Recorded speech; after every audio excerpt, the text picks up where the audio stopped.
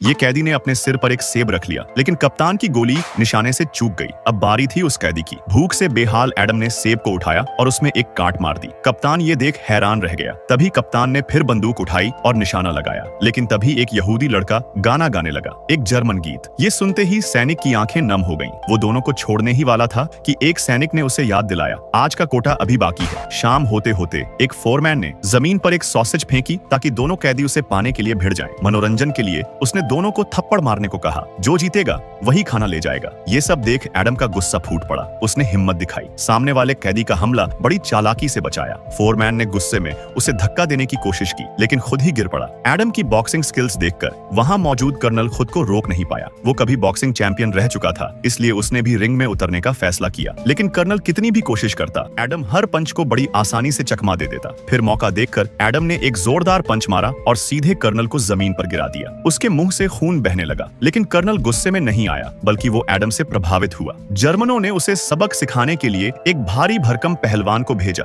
Adam न डरा न झुका। फुर्ती से उसने हर वार को टाला और फिर एक दमदार घूंसे से उसे नीचे गिरा दिया और अपने साथियों के लिए खाना जीत लिया। पर अब अफसरों को डर लगने लगा कि कहीं एडम बाकी कैदियों का हीरो न बन जाए, इसलिए उन्होंने एक यहूदी बच्चे को लाकर रिंग में खड़ा कर दिया। उसके हाथ तारों से बंधे थे। बाकी कैदी प्रार्थना करने लगे। कप्तान ने बंदूक तानी। एडम ने लड़के से कहा, मुझे मारो, लेकिन लड़का गुस्से में सीधे जर्मन पर टूट पड़ा।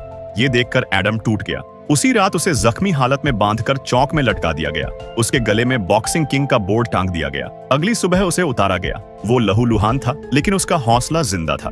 रिंग में फिर मैच चल रहा था। एक जर्मन सैनिक ने एक भूखे कैदी को मार दिया। एडम चुप न रह सका। वो फिर कूद पड़ा। जख्मी हाथों के बावजूद उसने अपने मूव से जर्मनों को छकाया और बीच बीच में उन्हें चिढ़ाया भी। जब वो गिरा तो भी उसके चेहरे पर मुस्कान थी, और यही बात दुश्मनों को खटक रही थी। आखिरी बार जब जर्मन ने हमला किया, एडम ने सिर मारकर उसका हाथ तोड़ दिया, फिर एक पंच में उसे चित्त कर दिया। भीड़ पागल हो गई। एडम ने ये अन्याय भरी लड़ाई जीत ली थी। लेकिन जीत के अगले ही दिन बॉक्सिंग के किंग को जर्मनों के सबसे बड़े नरक जैसे कैंप में भेज दिया गया।